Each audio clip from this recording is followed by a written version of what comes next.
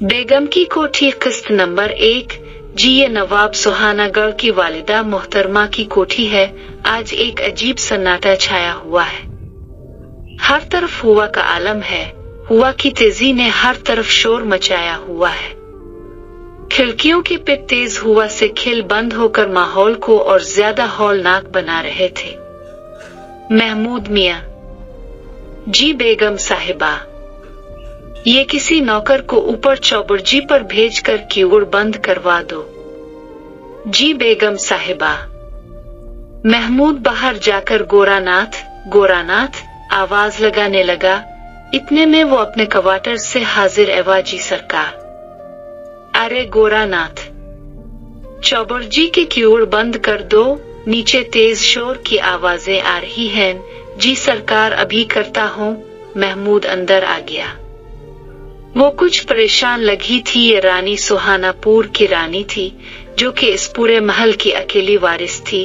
अतराफ में इस महल के इनके इस गांव के देहाती लोग थे और ये सहारनपुर गांव था।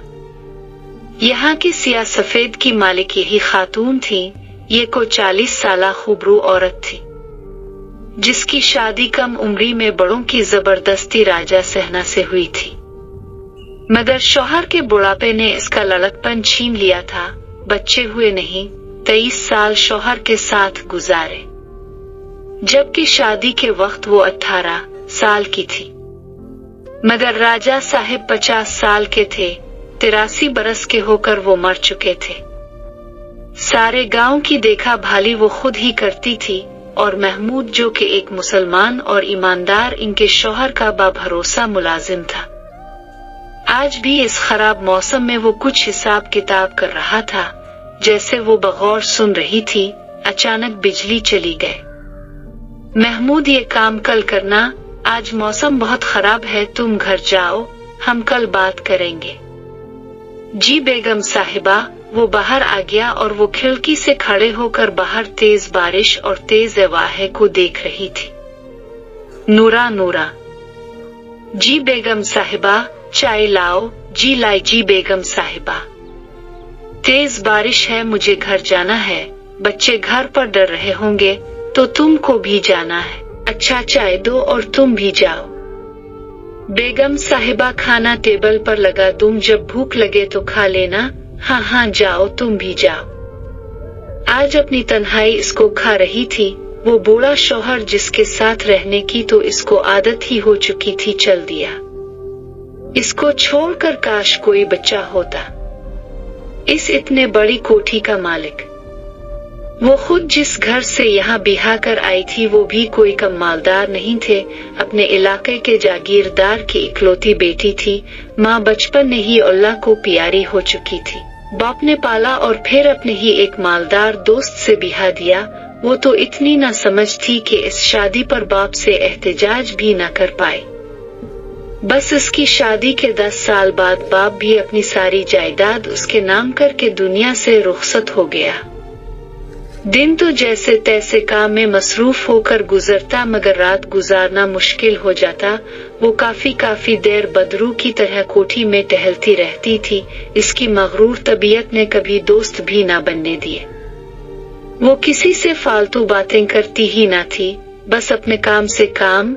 हाँ, ये जरूर था कि वो देहाती गांव के लोगों की मदद बहुत ज्यादा करती और इनका ख्याल भी रखती। आज सब के जाने के बाद बाहर बैठा चौकीदार और ड्राइवर, जो कि अपने क्वार्टर में था, चौबुर्जी से वो खड़ी तेज बारिश को देख रही थी।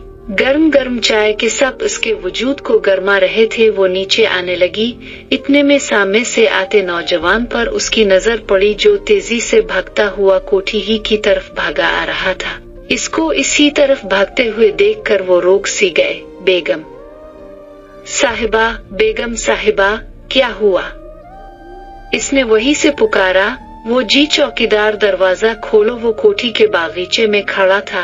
बेगम साहिबा, मेरी बीवी का बच्चा होने वाला है, इसको शहर लेकर जाना है, आप मेरी मदद कर दें। मैं आपका ये एहसान नहीं भूलूंगा। वो इसकी बात सुनकर तेजी से नीचे उतरी। ड्राइवर को आवाज दी, जो एक आवाज पर हाजिर हो गया। कहाँ है तुम्हारा घर? जी, आप मेरे साथ चली। वो पीछे की सीट पर बैठ गए। ड्राइवर के बराबर वाली सीट पर वो नौजवान जो कि बहुत परेशान और घबराया हुआ था। गाड़ी चल पड़ी। क्या नाम है तुम्हारा? जमाल। जमाल, तो मत परेशान हो, हम जल्द ही शहर पहुंच जाएंगे और कुछ नहीं होगा तुम्हारी बीवी को, समझे? बिल्कुल परेशान मत हो, होश करो, कुछ नहीं होगा, बस चुप हो जाओ। थोड़ी देर में ड्राइवर उसके घर के बाहर खड़ा था। ये मिट्टी का कच्चा मकान था। वो अंदर से इस औरत को ले आया जो दर्द से तड़प रही थी। नावल पसंद करने का बेहद शुक्रिया। मुझसे नावल्स के बारे अपनी राय का इजहार कमेंट सेक्शन में जरूर किया करें, ताकि मैं अब दोस्तों के लिए आपकी पसंद के नावल अपलोड करूं। इस नावल बेगम की कोठी का अगला पार्ट सुनने के लिए मेरे चैनल स्टोरीज 7 सेंटर को सब्सक्राइब कर लें, ताकि मैं जब भी इस नावल की अगली किस्त अपलोड करूं तो इसका नोटिफिकेशन सबसे पहले आपको मिले। मिलते हैं फिर अगली किस्त के साथ। निम्रा अब्बासी को दे इजाजत। अल्लाह हाफिज।